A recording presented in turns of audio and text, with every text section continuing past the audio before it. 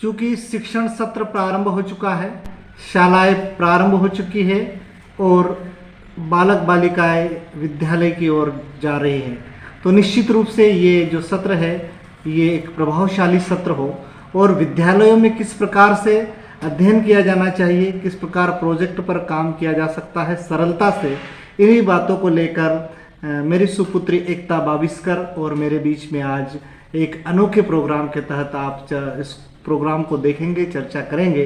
बहरहाल अभिवादन स्वीकार कीजिए बालकृष्ण बाविस्कर का और बात करते हैं एक प्रोजेक्ट की, यानी कि एक ऐसा प्रोजेक्ट जिसके तहत बच्चों को ये समझाने का प्रयास किया जा रहा है कि प्राकृतिक आपदाएं आखिर होती क्या है और उसमें प्राकृतिक आपदाओं में जैसे भूकंप, ज्वालामुखी, इस प्रकार से कई प्राकृतिक आपदाएं आती है, किंतु आज का विषय है हमारा भूकंप। भूकंप को प्राकृतिक आपदा में लिया गया है और भूकंप का हम समय समय पर दुनिया के विभिन्न क्षेत्रों में जानकारी लेते हैं, हमें जानकारी प्राप्त होती है और उससे कहीं नुकसान होते हैं। और भारत के भूकंप के संदर्भ में यदि चर्चा करें तो गुजरात का भूकंप हम आप नहीं भूल सकते हैं।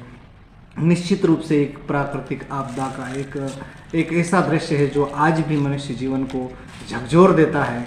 तो बहरहाल हम प्रारंभ करते हैं प्राकृतिक आपदा को लेकर एकता बाविस्कर से हम चर्चा करते हैं और उन्होंने कितने सरल तरीके से इसको बनाया है। ये देखिए, ये प्राकृतिक आपदाओं के संदर्भ में हम चर्चा कर रहे हैं, उसमें प्राकृतिक आपदा को कितने सरलतापूर्वक एकता बाविस्कर ने बनाया है। जी हाँ एकता, ये आपात का जो आपने आपदा प्रबंधन या को लेकर जो प्रोजेक्ट तैयार किया है वो क्या है? ये मेरा आपदा प्रबंधन का प्रोजेक्ट है जिसमें आपदा के बारे में, आपदा के प्रकार और आपदा से बचने के तरीके बताए हैं। जी जी, क्या है, किस प्रकार से आपदा क्या होती है और कैसे बचाया जा सकता, थोड़ा सा हमें बताइए आप। ये आपदा की परिभाषा है जी। वह प्राकृतिक या मानव प्रेरित घटना जिसके परिणाम स्वरूप व्यापक मानव क्षति होती है। इसके अतिरिक्त एक निश्चित क्षेत्र में मानव की आजीविका और संपत्ति व्यापक हानि आती व लोगों के दुख और कष्ट झेलने पड़ते हैं, इसे आपदा कहते हैं। अच्छा, आपदा को और सरल तरीके से समझाने के लिए आपने जिस प्रकार से ये इंद्रधनुष नुमा एक चित्र बनाए हैं और कैसा बनाया है आपने, थोड़ा विस्तार से बताइए मुखनायक को। ये आपदा के प्रकार है, प्राकृतिक आपदा। और ये जो बनाया है आपने, ये क्या है? ये रेनबो है क्या? ये इंद्रधनुष है। अच्छा, इंद्रधनुष के माध्यम से आपने प्राकृतिक आपदा से बचने के लिए एक चित्रात्मक वर्णन किया है। क्या है प्राकृतिक आपदा और मानवीय आपदा के बीच के डिफरेंस को बताया गया है। जी। ये प्राकृतिक आपदा यानी जो प्रकृति के कारण होती है, जैसे कि 2004 में आया हिंद महासागर में आई सुनामी। और मानवीय आपदाएं जैसे कि भोपाल गैस त्रासदी, ये मानवीय आपदा, इसको प्राकृतिक आपदा के रूप में एकता जी आपने लिया है। हम अभी इसका पन्ना पढ़ते हैं और देखते हैं कि एकता जी ने और क्या क्रिएटिविटी की है। एकता जी, ये क्या बनाया है आपने? ये भूकंप है। ये डोर खोलने पर आप इसके भूकंप के बारे में जान सकते हैं। जी, वाह, क्रिएटिविटी नज़र आ रही है। एक डोर बनाया है आपने और उसमें डोर के अंदर आपने क्या लिखा है, थोड़ा बताइए हमारे दर्शकों को। पृथ्वी की निचली सतह में अचानक कंपन होने से धरातल की ऊपरी सतह पर हलचल शुरू हो जाती है और वेग उत्पन्न होता है। वेगों की तीव्रता की गति के अनुसार पृथ्वी की ऊपरी सतह फटना व धीरे धीरे धंसना शुरू हो जाती है, जिसे भूकंप कहते हैं। ये भूकंप की परिभाषा आपने लिखी है, लेकिन बड़े ही अच्छे तरीके से आपने ये डोर बनाया है जिसमें ये आपकी क्रिएटिविटी प्रतीत होती है। और ये शायद ये इस प्रकार से दरवाज़ा बंद हो जाएगा, तो ये आपने भूकंप को परिभाषित किया है। दूसरे पेज पर आपने क्या किया है एकता जी?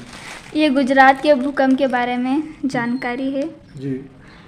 इसे ये खोलना चाहिए। और ये आपने क्या बनाया है? कुल्फी, ये आइसक्रीम बनाई है। ताकि बच्चे उसको आसानी से, सरलता से और मनोरंजनात्मक तरीके से समझे, शायद यही आपका उद्देश्य है। वाह, कुल्फी जो आपने बनाई है उसके अंदर क्या लिखा है एकता जी आपने?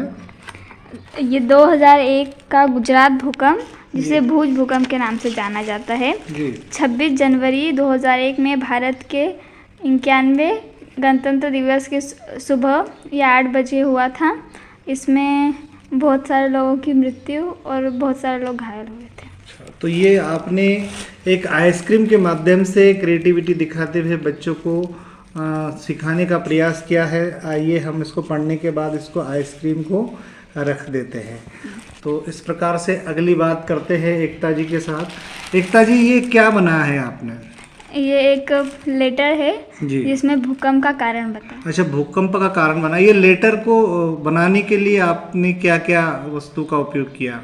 इसमें बस एक पेपर और सीजर से कटिंग करी है, जी। जिसको फोल्डिंग के माध्यम से बताया। इस प्रकार से आपने खोला है, इसे ओपन करना। इस प्रकार ओपन किया हुआ है। इसमें क्या परिभाषित किया है एकता जी आपने? इसमें जो भूकंप के कारण किस किस कारण होते हैं उसके बारे में बताया गया है। थोड़ा सरलता से बताइए।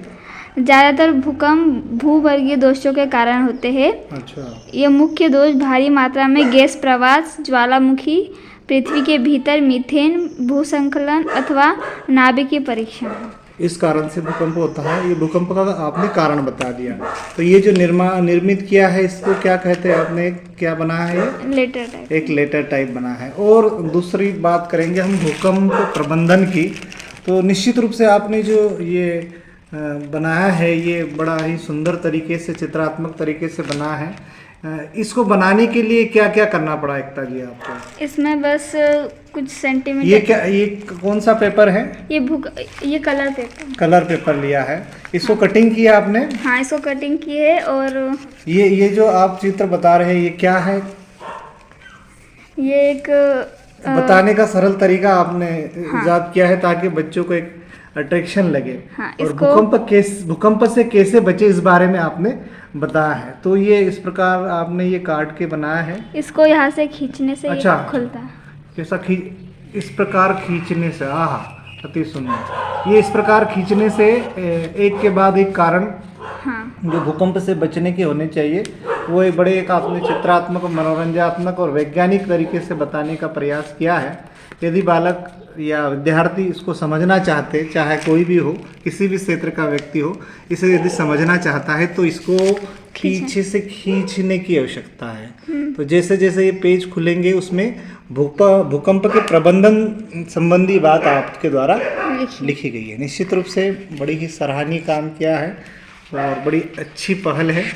और अगर इस प्रकार भूकंप को आपने परिभाषित किया है कला के माध्यम से तो निश्चित रूप से विद्यार्थियों को ये बड़ा अच्छा लगेगा। और आपने रोचक तरीके से, बड़ी मेहनत से इस चीज़ को बनाया है। और अब बात करेंगे अगले वीडियो में किसी अगले विषय को लेकर। नमस्कार।